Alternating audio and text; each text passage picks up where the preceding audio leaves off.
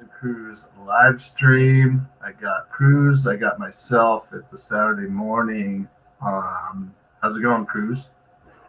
Good, good. Interesting weather. It's supposed to be 90 today here in Hollister. And then on Monday, it's supposed to be 64. So Yeah, it's yeah. not quite summer yet, but it's getting close. We had some pretty good days. The golfing weather is starting to come out. And so, yeah, it's kind of like that in-betweener which doesn't know what it wants to do yet. I think like most of the Yep. snow is probably going to be done up in your area. So yeah, Yeah, man, I it's mean, gonna be a beautiful day.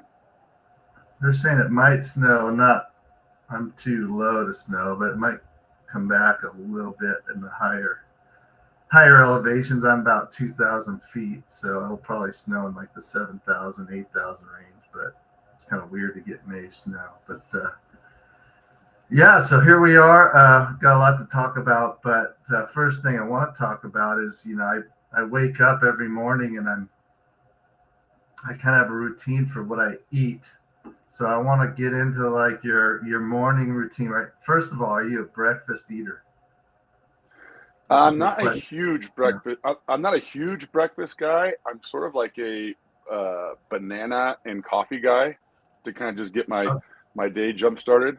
Um, I'm not like a huge. I could go like on the weekends when I'm off.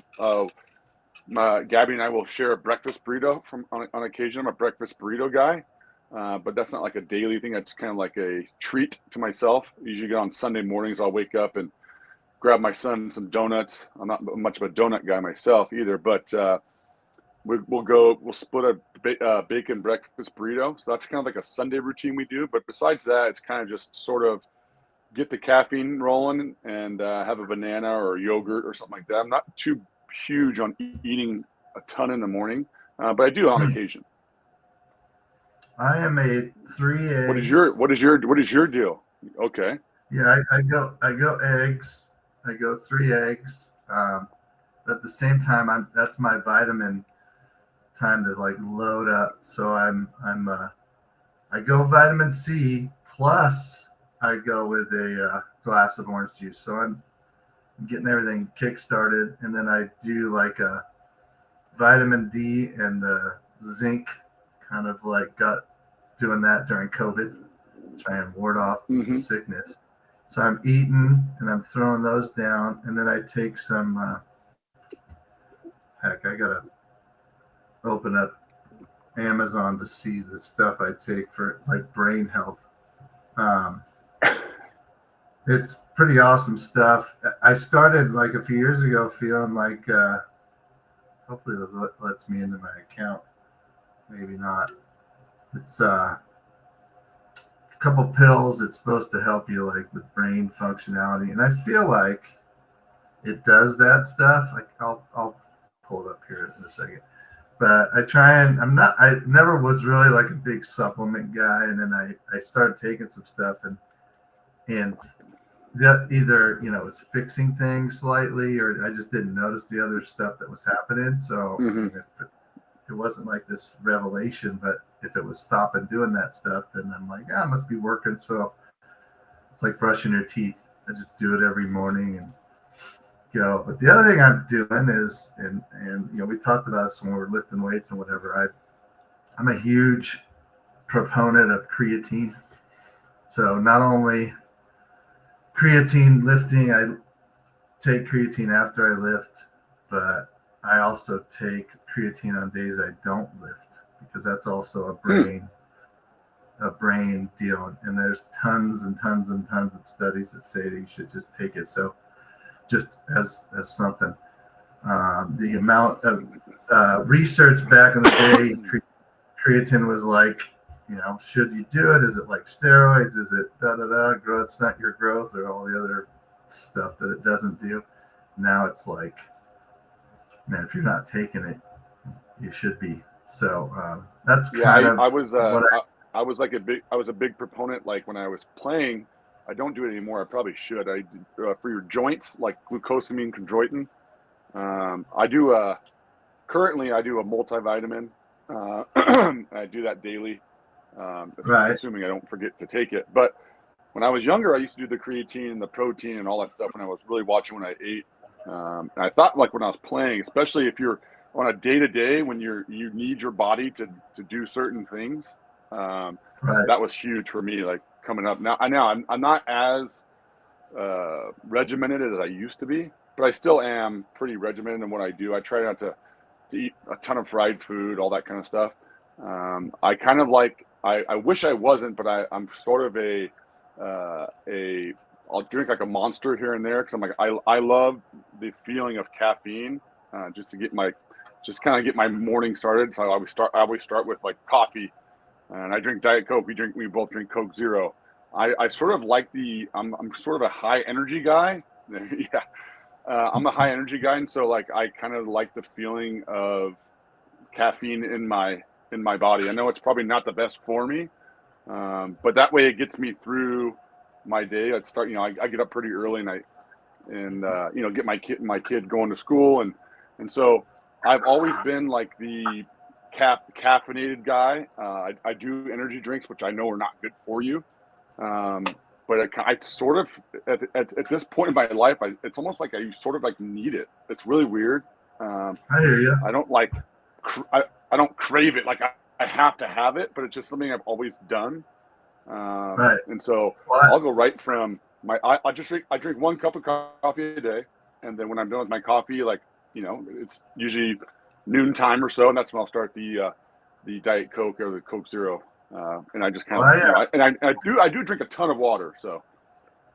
Oh, there you go. You could offset. I'm not a water guy. I hate to admit it. I mean, I love water, but I just don't do it as much as I should. One thing I was trying to do is to get on these, if you're familiar out there with grinds. They are I'm coffee pouches, not nicotine. And so I thought that would wean me off of these. And it probably made it worse. I'd probably go through a ton of grinds a day, and then still go. I don't know. I don't think I drink as much Coke Zero as I don't know. I don't even want to calculate the amount I drink daily. But I was trying to wean off. But like you said, I feel like if I don't have it, then there's something wrong. But anyway, so yeah, that's kind of like through the day. I feel like I see kids when I'm teaching at school. They're eating crap, like the food that they eat. 2, they don't eat enough.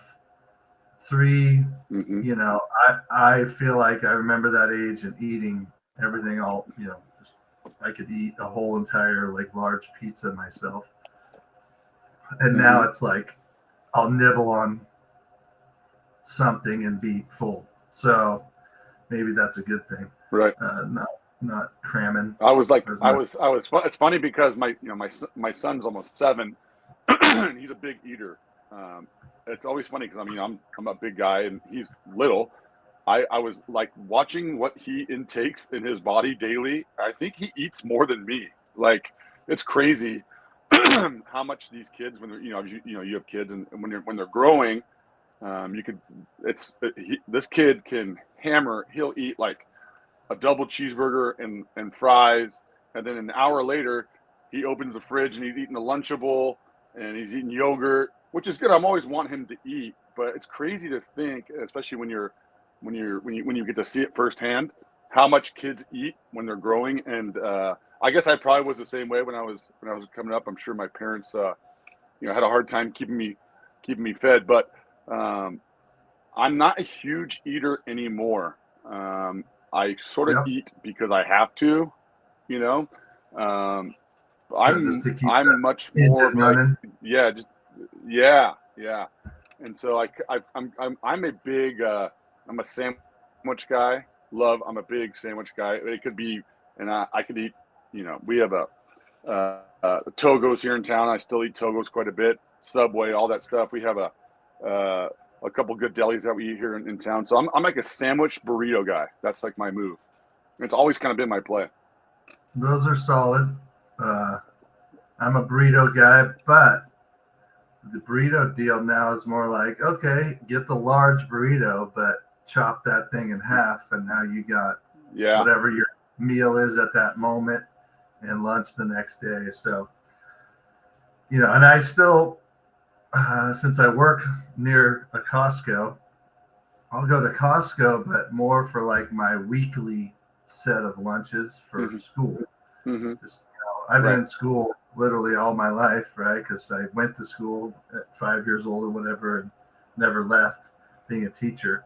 So I have to prep my lunches, but going to Costco, everything's like pre-packaged. You can get like these egg burritos that they have with sausage in them. There's like 6 of them. So I could basically go through the whole week.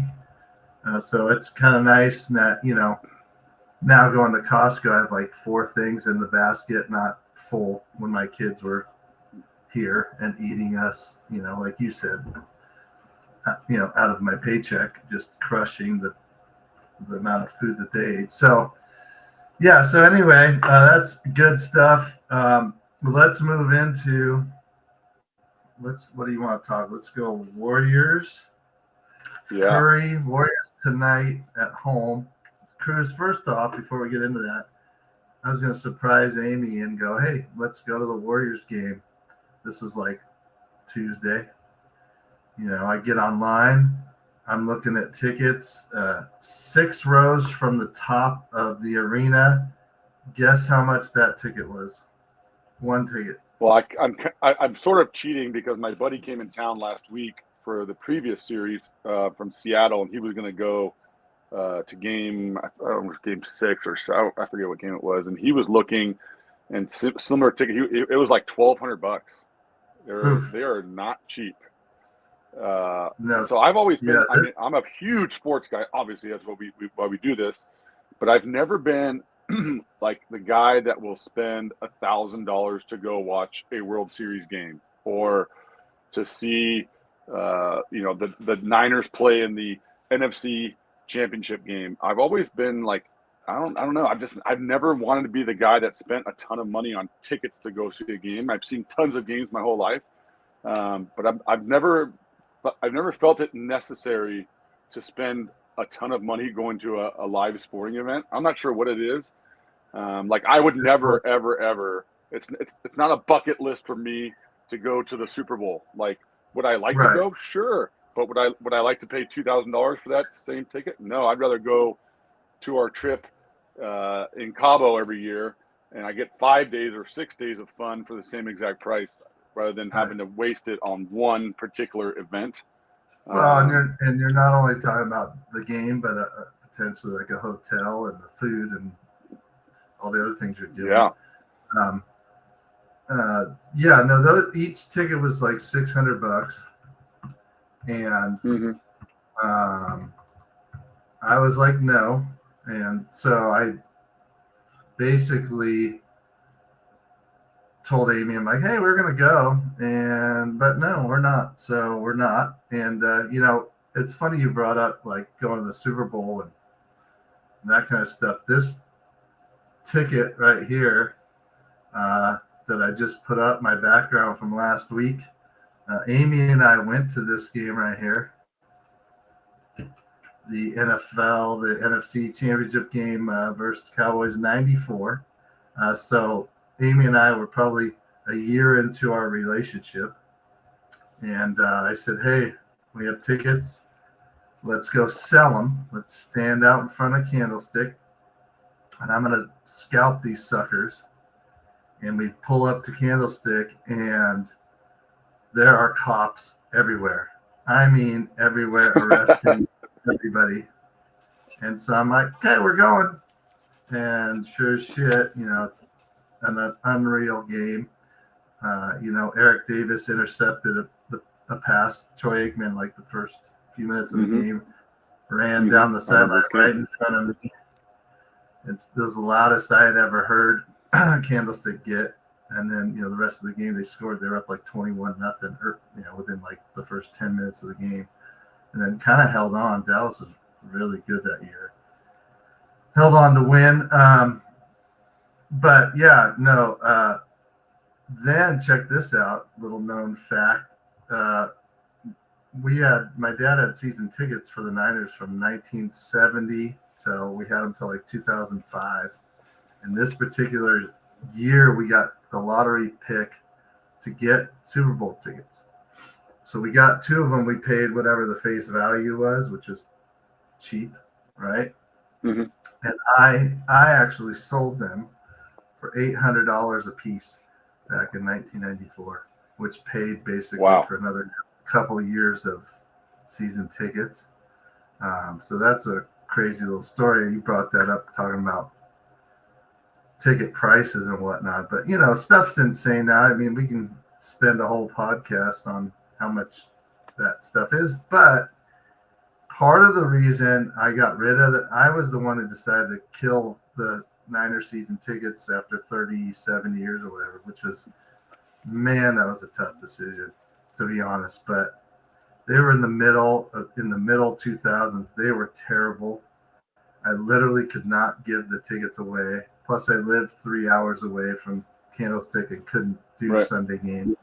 And the real reason I got rid of them was the fact that high definition TV came out.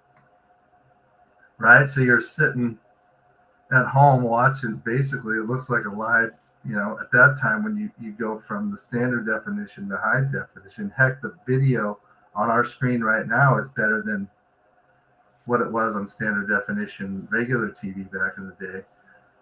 And so, you could sit at home and buy some food and drink some beer and get some surround sound, and you're basically in the stadium in your house. So it's like kind of a no-brainer. And now ticket prices just don't go down at all. I mean, it's insane. Yeah. So I think it's really strange. I think what's interesting is certain sports I would prefer to see live. Like I love watching baseball live, but football, we went to a game. It was a Sunday night football game. My buddy had season tickets to the Niners, and they played the Chargers. And he has great seats, but the thing is, it's like really hard to see the whole thing unfold. Right. Whereas if you were when you watch on TV, especially for football, for me, I would almost prefer it. We went 2 years ago to a Giants game on a Monday. We got club level seats. The tickets were cheap, and there was 5 of us that went. And before you got to pay for parking. You obviously have to pay for the tickets, which weren't incredibly expensive. But then by the time you go to Momo's and have, a bite to eat before the game, and of course I want my son to have the best experience he could have, so I'm buying him whatever he wants. I think I when I look back, I think I ended up spending like $600 on a Monday night to go watch a random Giants game. I just don't see the means to where it makes sense to me anymore. Because especially now because we live in Hollister, so it's like an hour and 45 minutes each way. So you're essentially we had to leave at like 1 p.m. to go to the game, and we didn't get home. It was a school night until like midnight, and then you spend $600 on top of it. It's like, well, why don't we just watch the game at home?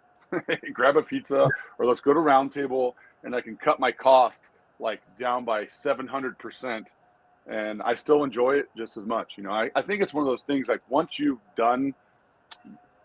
When you go to live sporting events, once you've done it, it makes me less likely to go back.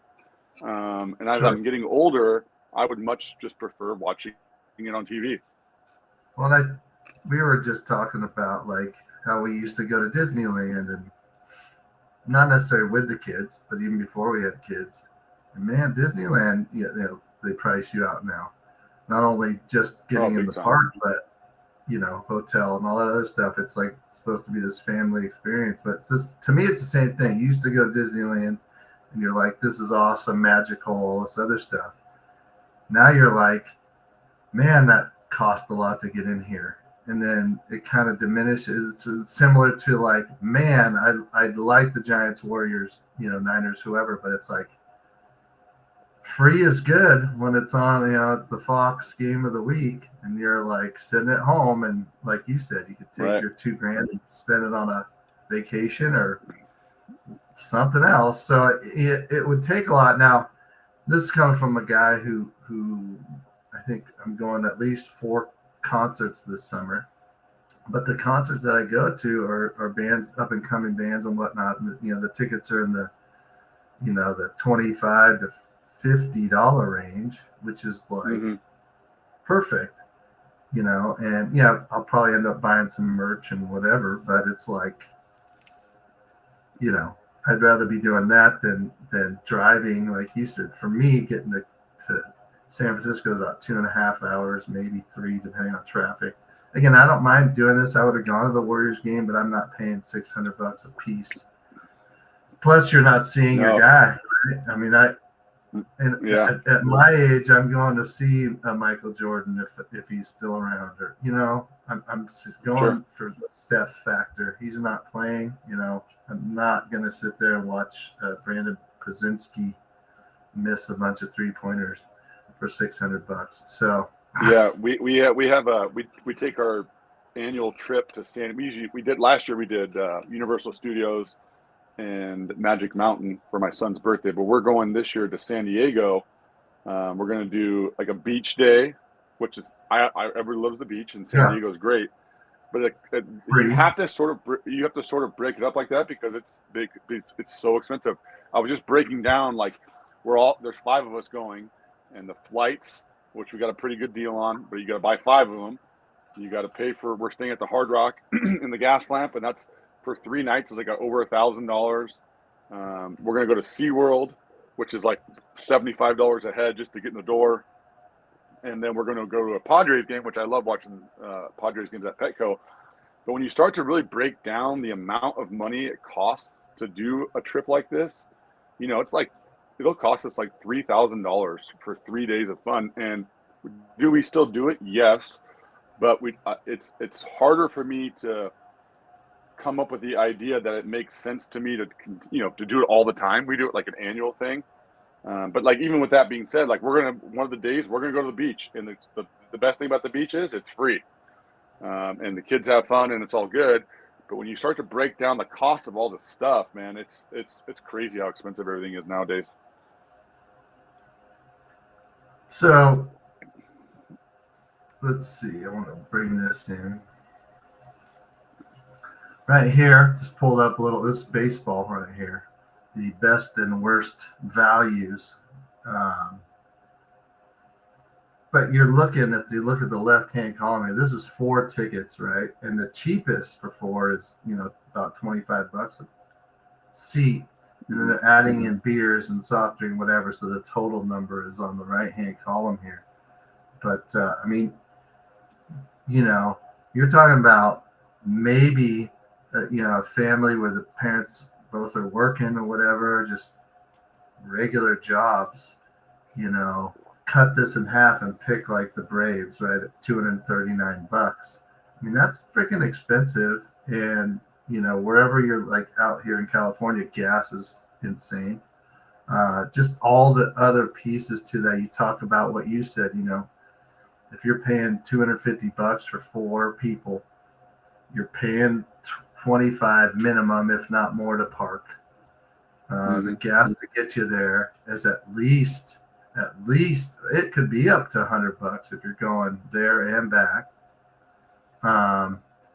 So I mean, it's like these people better realize too, that the owners and stuff, that they need to try and keep that down to have regular people show up to their games, and not people that can afford this kind of stuff nightly. So you talk about this game is sold out, right? And then you look at the stadium and it looks like my picture of Candlestick in the background, where there's nobody there. And then they say, oh, that game's sold out.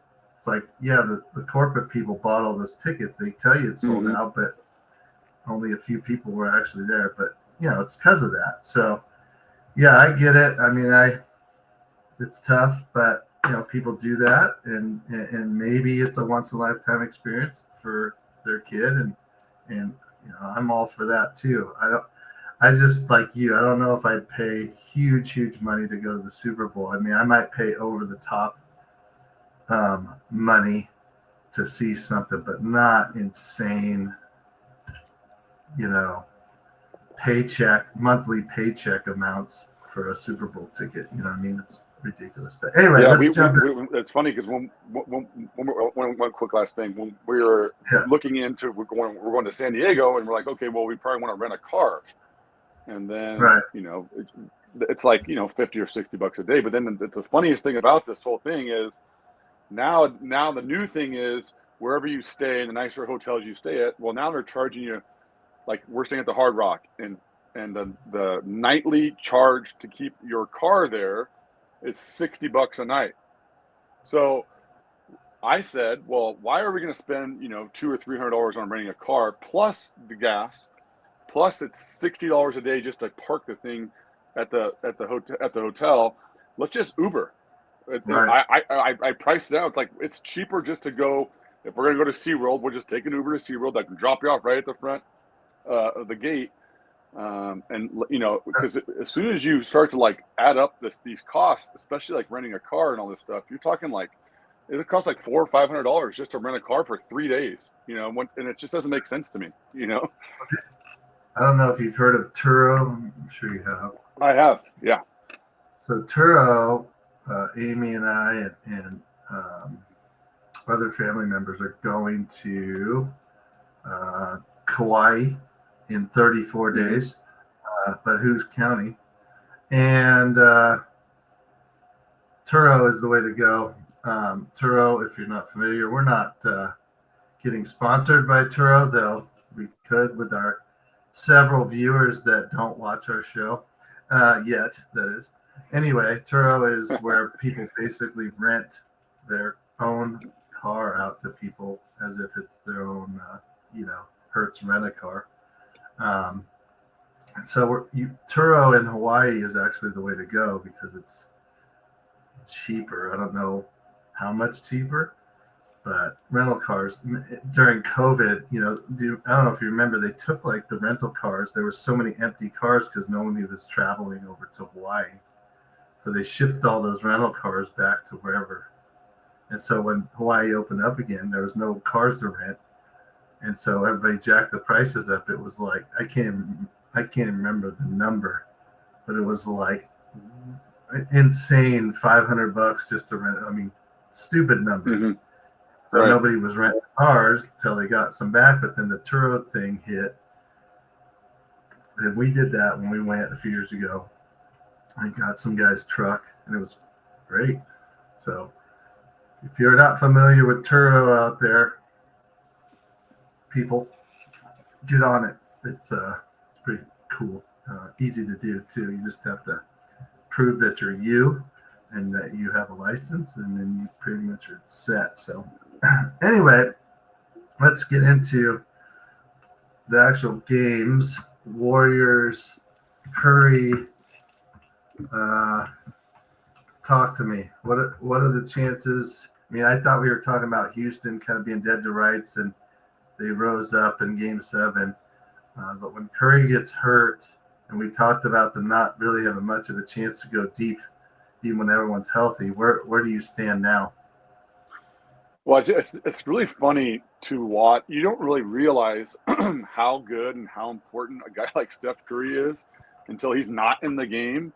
And just like the whole flow of the offense, it's so weird. I don't know how many shot clock violations we've had since he hasn't been a part of our offense, but it's just there's like no flow. Like we have our offense is built on like movement and moving guys into space, and Curry kind of flying around everywhere. I'd like to think, I mean, if we can get one of these next two, and hopefully you get Curry back for Game 5, but I just don't know what's that going to look like long term for us. Even if we were to win the series, is he going to be healthy enough to be able to play 2 more series? As much as I want the Warriors to win, we kind of sort of limped into that Game 7 win, and then you kind of get we get the first one, and then but you lose your best player, and you don't really realize how much we really need Curry for just our overall team. It's just the way it looks without him on the floor is just it's not good for us long term. I don't think it's tough to watch. So obviously I'm rooting for him. I want him to win. If we can get one of these next two, and some miraculously he gets healthy, then maybe we have a shot. But just moving forward, it's not going to be easy for us. Well, how fast can he come back? I mean, I've seen that, I say a week. I can come back in a week, but I'm also not a pro basketball player. I'm not cutting on a dime. I'm not jumping all the time. My hamstring injury, I'm walking around, getting out of bed and doing my thing at my job. His job is to run all over the place. So when you're injured like that, you can't tell me that, oh, you're magically healthy after, having a semi-pulled, whatever, slight hamstring thing, because you're immediately going back to moving. What's your take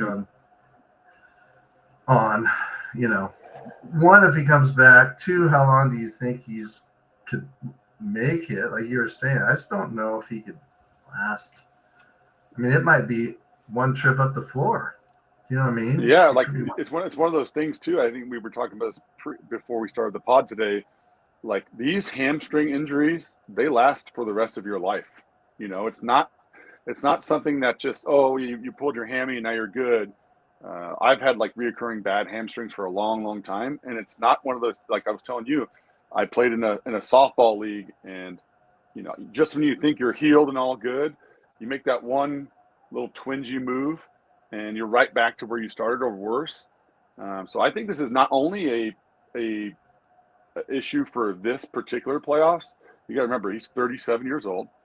Okay. And these kind of things don't just go away. This is like maybe long-term, like shortens his career kind of stuff. You don't want to, you want to see Curry play for as long as he possibly can play. But at the same token, like I know, just being an ex-athlete, like these injuries are, they're long-term. These are like life-altering injuries. So I don't know what it's going to look like for him moving forward. He's 30. He's going to be 38 years old next year. So just before we came on the pod, Derek Carr, Saints quarterback, retired this morning. Shoulder. I don't really know exactly what the shoulder thing that he had going, but I remember when I first heard about it, it was like they were talking about him at least missing this year. I always think, kind of like Logan Couture for the Sharks, he was injured a couple, I don't want to say a year and a half ago, maybe 2 years ago, and had rehabbed. And when you start hearing about those things, I think those are obviously worse than what Curry has. But the way they announced that Carr being out potentially for the season, it's like, there's something way wrong with, if you hurt your shoulder like January and the football season starts, July, training camp, all that stuff, you're talking 7-8 months out, and you know that you're going to be missing the whole entire season, which is basically like a full year. Same thing with Couture. They didn't talk about his injury after he injured it, because it was like, this guy's going to be out forever, and literally was out forever. Logan retiring like a month ago, super young, but his injury just, man, I saw him, they were announcing his retirement in SAP Center, and he's standing up and waving to everybody, and he has this deep inner groin thing. It's actually a disease or whatever, and he's like sitting down on his chair, kind of like this. Just, here 2 years after the injury, and he's like settling into his chair at like 30 whatever years old he is. And I'm thinking, man, that thing's going to be around forever. Carr's thing is probably going to nag him, and now that he's going to be done, he's probably not going to be throwing a ball much the rest of his life. So I think we might be overextending Curry's thing being a slight pull, but I think it's very similar, because it could lead to the next thing, right? He comes back early, tries to go. Now he goes full-blown pulled hammy, and it goes to it rushes that forward to what you're talking about. It could be something where he's out for obviously the season, but that might take a long time to come back from, and then never really fully be ready to go. Yeah, You know, I was so always when I was playing in my career, I told myself, I want to be in the position when I'm done playing where I still could play if I had to, but I want to be able to, throw a ball with my kid, and I want to be able to play golf, and I want to be able to go to the gym. And so I guess I'm thankful to know that I was able to do my career for as long as I got to do it. And I'm still able to do the things that I want to do. But these kind of injuries, like you said, like these are like life-changing injuries. Like the Derek Carr thing is, the fact that they can't even medically make him better, like in a year from now, where he feels the need to have to retire at this stage of his life, it must be really bad. You know what I mean? And so I guess I've had 2 shoulder surgeries, but now I'm able to do the thing. I'm able to go to the gym every day, and I'm able to play golf, and I'm able to live my life, and I'm able to coach my kids' sports and be able to do the things I need to be able to do. It's crazy to me to think like a guy like, Derek Carr, who's not that old. He's 35 or 36. I'm not sure 34. exactly his age.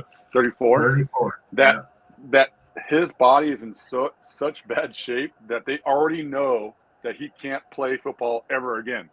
That's insane to think, And so what the outside world doesn't realize is that the amount of training these guys do just to be able to suit up on a Sunday and play for as long as he's played, it takes a huge toll on your body long term. And so, these guys, especially football players, man, quarterbacks are getting, killed every day. To be able to get yourself ready and be able to do the things that you need to do to be able to get through not only a week, but a year. And then long term, what they're supposed. I mean, it's insane what these guys do, and I know that firsthand just because I played, and I know what my body feels like, and I'm only 42 years old, and it takes a lot. It's a lot of toll on your body, man. Well, we were talking about too. Not only you're talking about getting ready and staying prepared for a season of grind, whatever sport you're in, especially professional, but how much athletic trainers and the guys that bring them back from injury, how important those guys are, but the access they have to this stuff. I mean, they're not only do they have like world-class people in their building, but when something's going on, that you need another opinion, they're not calling the doctor down the street. They're calling like the world-renowned guy on the shoulder or the hamstring guy or the foot guy, and getting like, here's the x-rays or here's the whatever. And they're getting the best ways to treat these things. Obviously, I think with Curry's deal, it's rest. You can't like sit there and run around with a hamstring. You might do like stimulation or just kind of stuff to kind of, I don't know if stretching helps a pulled hamstring. It's already stretched. So, there's a lot of like, what do you do for something like that? But whatever that is, I'm sure he's doing a lot of it.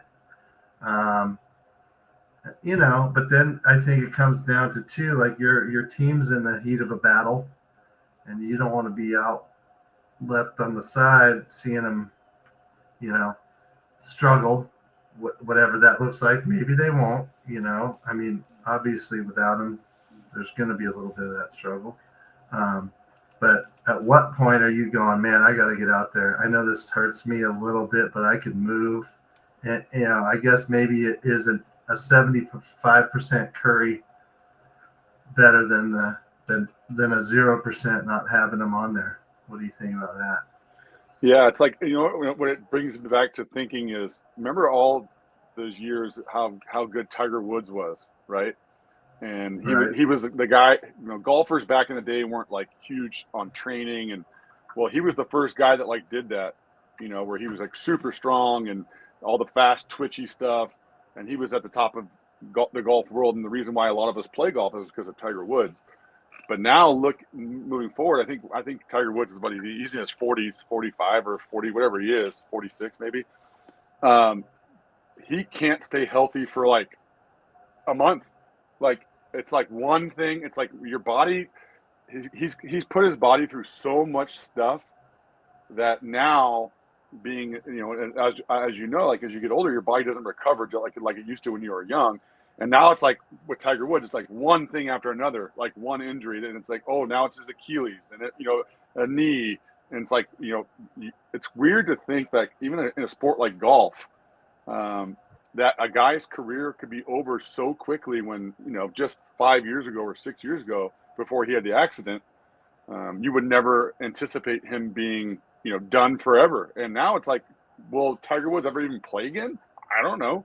And it's the amount of torque and all the stuff that they do, even with golfers. It's like, once these injuries start happening, they don't go away, right? It's like you could be injury free for 10 years, and all of a sudden the injury bug gets you, and it's like all of a sudden it's like one thing after another, and all of a sudden now you're talking about maybe Tiger Woods never playing in a professional golf event ever again, And so that's kind of the scary part. Once you start getting a little older, and you start to have these injuries, they're nagging and they don't go away. And it usually seems like one thing after another happens, and then all of a sudden your career gets shortened by a large margin.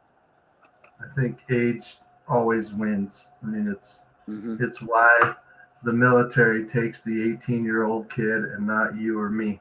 They want the biggest, best, strongest, all that stuff right in your prime like that, and not, that's why I remember when I signed my I signed my professional career. I started my professional career when I was 19 years old, and the amount of stuff I did, like in an off season, to get me ready for the regular season of games and stuff, I wouldn't be able to go through what I went through back then now. Like, there's just no way. Like, I would, you're talking about going to the gym 6 days a week, and then we were hitting and throwing on a daily, like, just to get ourselves ready for the upcoming season. There's no way I could be able to do that again, me being 42 years old, and to just go back and think of all the stuff that we used to do just to get ourselves prepared to play for the upcoming season. It's insane. Like, it's a lot. And after a while, your body just starts to break down. It's just kind of the nature of the beast. You know what I mean? So going back to the actual Warriors and the game and all that stuff, who now that he's out, I know you kind of look at their lineup. Kerr puts in a bunch of weird lineups, which is his choice because he knows his players better than you and I.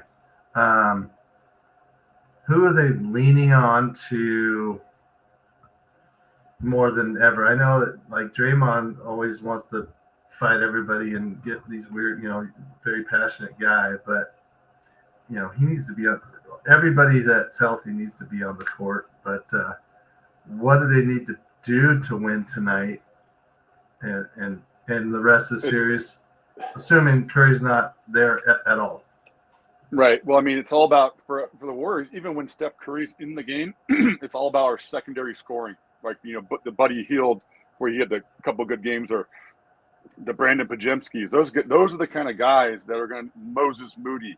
You're going to get to a point where these guys, multiple of these guys, need to be able to step up and make up for the 30 points a game that Curry scores. So it's going to have to be like a Pajemski.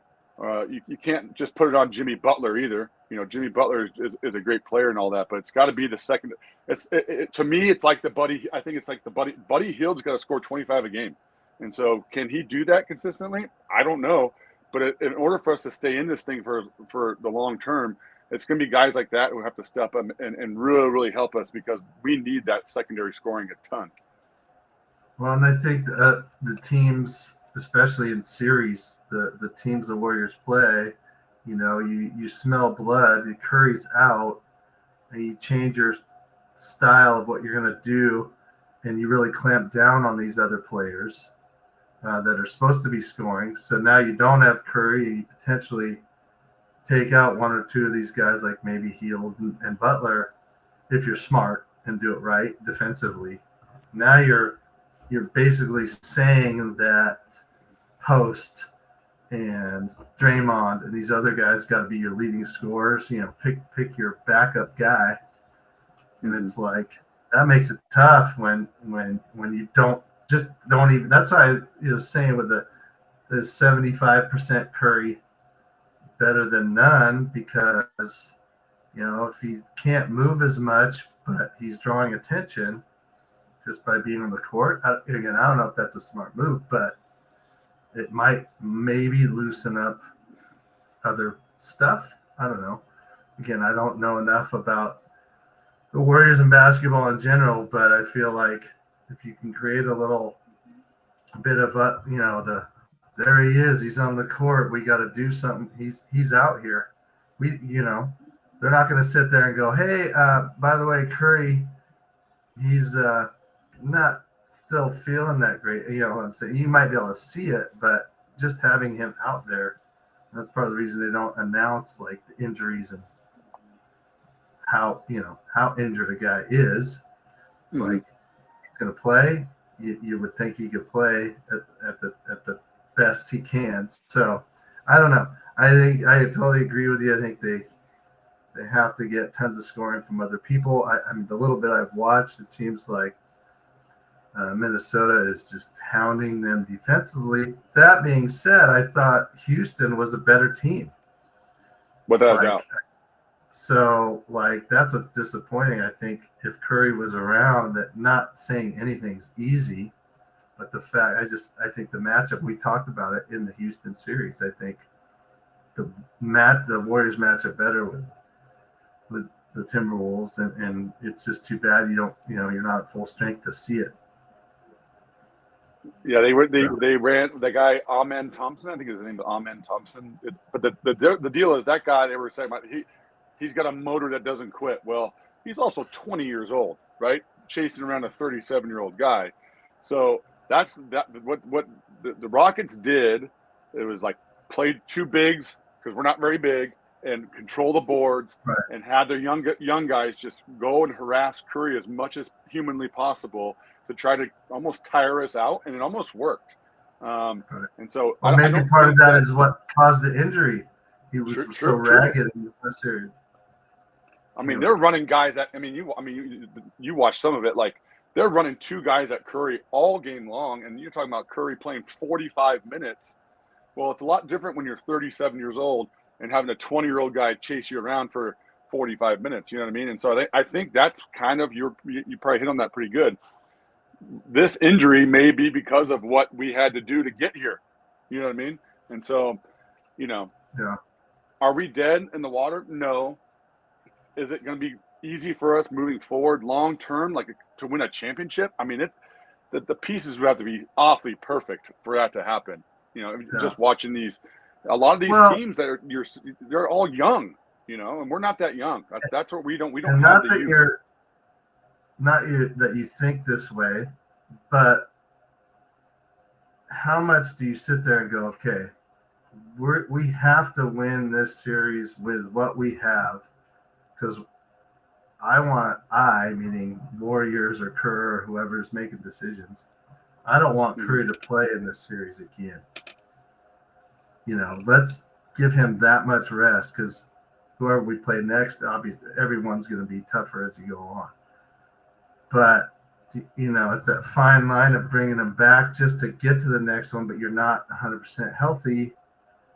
If you can get up there, it's kind of like, when do you, in a baseball series, do you pitch your starter, your number one, like on 3 days rest versus the 4? Or, can you stretch this out to get him another,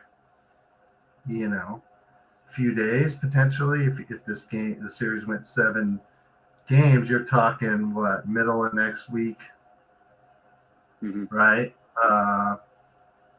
Maybe end of next week. I keep forgetting we're on the weekend already.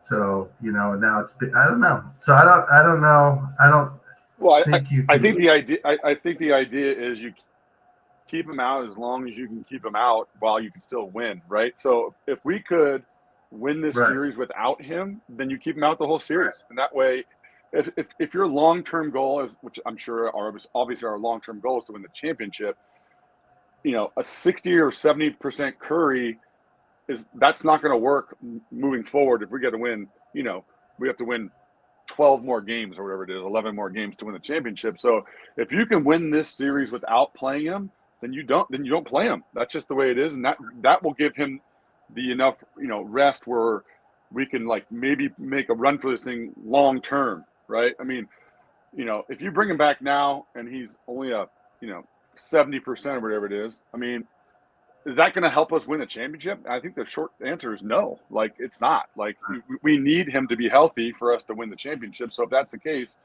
that's why I'm saying if we can get one of these two games at home, it elongates how long you can keep him out, right? And so I think that's what they're kind of figuring out, as they're moving forward. For sure. Let's move on as we kind of wind down this week's cast. Giants in Minnesota, speaking of Bay Area teams playing the Minnesota teams, lose yesterday. I saw a stat this morning. I'm not sure exactly where it came from. It was on X. And it said that the Giants' record against teams that are over 500 is 15-7. And you sit there, they lost those two games to the Padres, who are doing well. Maybe that's a little bit forgiven, even though it was in the division, but it kind of goes back to what we keep saying. They're freaking good. Giants I think they're, and baseball is one of those things, right? At this point of the season, you're kind of showing who you are, right? If you're, unless there's a dramatic injury or two or five, they could be, like we said, in the 100-win range, and division's tough, but get into the playoffs somehow and do damage there. But what do you think so far? I know we talked about last week, but week has gone by. They beat up the Cubs. They won that series, and the Cubs are doing well. So what are your thoughts? I sort of think, and we've talked about this in previous pods, that we are sort of like one good player away from being like elite, and it makes me really upset because we were talking about this, and the guy that I wanted the Giants to pick up was Pete Alonso, and he ended up getting not that much money, and then we're like we talked about last week, we're running out Lamont Wade 5 or 6 days a week at first base. Can you imagine with the pieces that we've done? We've done a pretty good job. Buster Posey's done a really good job in building this roster. Can you imagine if you subbed out Lamont Wade and you plug in Pete Alonso?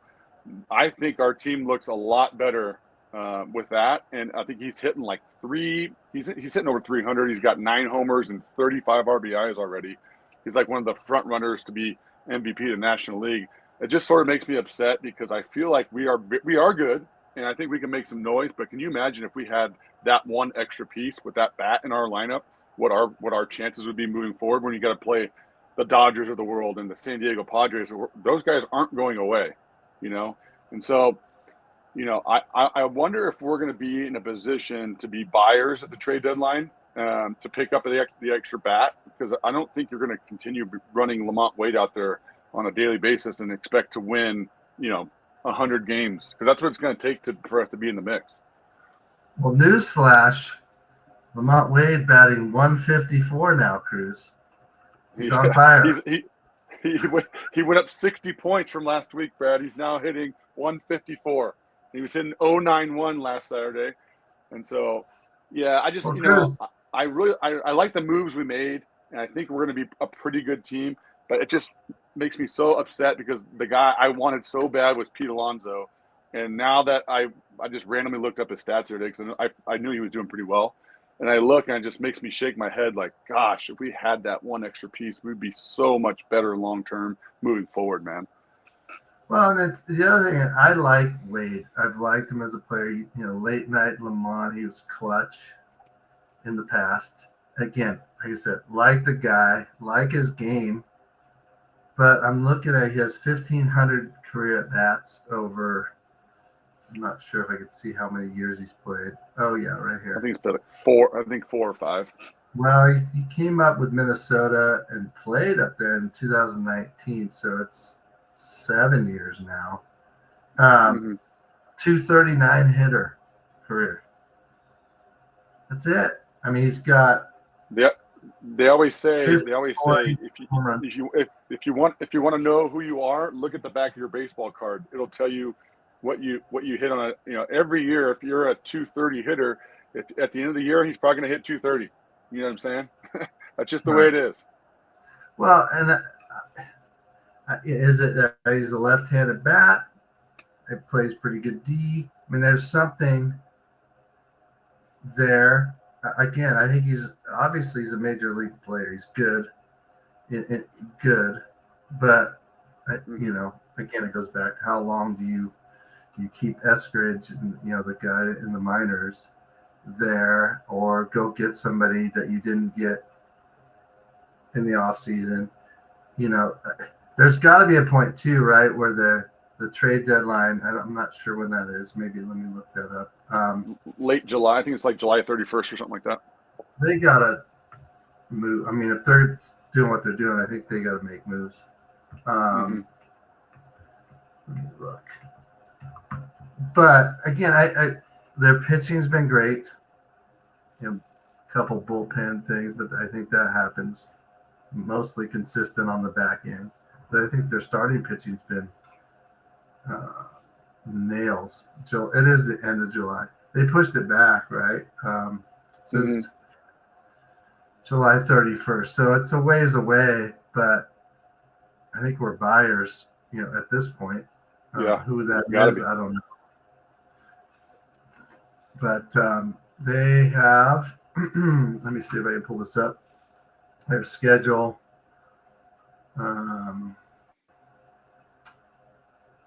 Right here. Cubs, we're over in this range right here. That's today's game. It's Logan Webb on the mound today, so you got to feel good about that.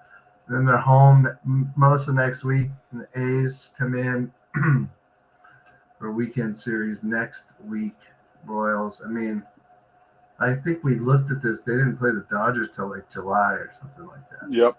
No, it's mid-June, so about a month away from the Dodgers series. And that's a look at June. You got the Padres for 4, Braves, Dodgers, Guardians, Red Sox. I mean, June's kind of a telling month for them. So.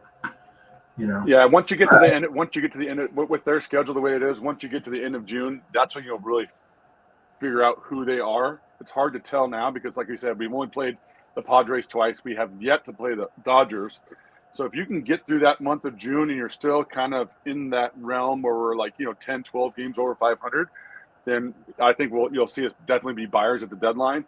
But if you have a bad month with those teams that you're playing against, you can find yourself behind the 8 ball, and all of a sudden, we're 10, 12 games back of first place, and then maybe we wouldn't be buyers. So it's going to be a telling month, especially with the stuff happening in June, and we'll go from there. So, yeah, I agree. I think that it's like I said, it's good that they are where they're at right now. In fact, let me. Why am I?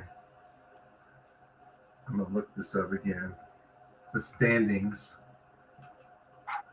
I think they're in a great spot currently, and just got to keep winning the series like we talked about.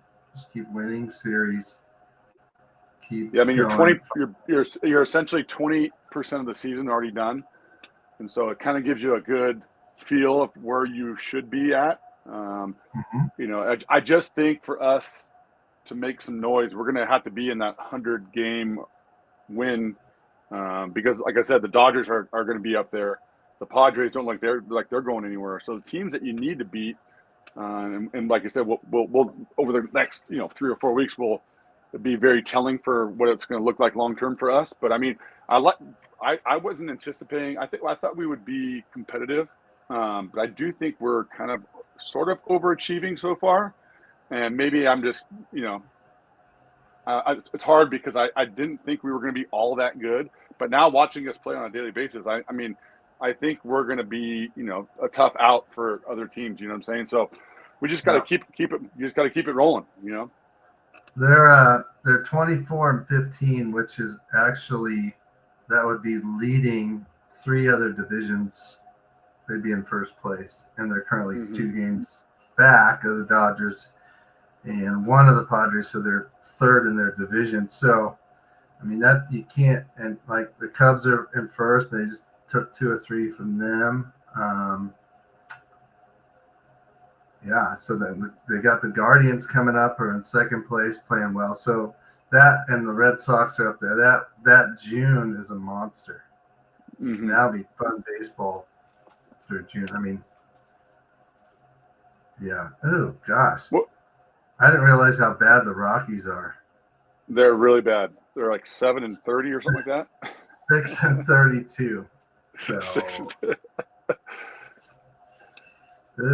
Anyway, let's wrap it up. We're I don't know what you got going today, but we're here at the hour mark at the old live stream. But any added notes at the end of the show here today from you? Well, I'd like to think. I'm really worried about the Warriors, man. God, I want them to win so bad, and I'm sort of so invested now. It's one of like those things, like it gives you like false hope almost in a way. Oh, we won the game 7, and now it's like the Curry injury. We got the home game tonight. I'm gonna be praying, rooting hard, and then just hopefully we can get Curry back before this thing's all said and done. I think they play good enough as a team that has helped them so much throughout the season that not having Curry obviously is a major thing, but I think other teams that rely on their star guy so much might have a harder time, might even kind of give up. But there's, they're kind of a rare pro team that's like plays hard as a group. And kind of pride themselves on the defensive side, which again is kind of rare in NBA terms these days. So I feel like they've got a chance. It's just that that if you're talking percentages, it's just obviously your best player is out. Can't. That's bad. It's not good. Yeah. So, yeah. But like I said, I don't watch a ton, but I am a fan, and I wish them well. I'd like to see them go as far as they can, and beating teams without your best player, just like we talked about, gives him a chance to get back into it, and then if he is healthy enough, just like anything. The other part of this we didn't bring up during the show is like he's resting, right? So yeah, he's resting the hamstring, but he's resting. So if he can get that healthy, man, he might be finishing like a sprinter. Yeah, when other guys are running out of gas, might be the perfect time for him to step in and be who he is, and that might propel us moving forward, like long term for the rest of this playoff run, man. I mean, if we can get through this series, if we can get through this series and not have to use him, I think we're in a pretty good spot moving forward. For sure. Well, we will reconvene next week. I'm thinking I got 11 days of school left, and like I said, I'm not a big day counter, but I do know that. And then the trip I got to Hawaii coming up, so we're gonna have to figure out how we're gonna mix in the pod.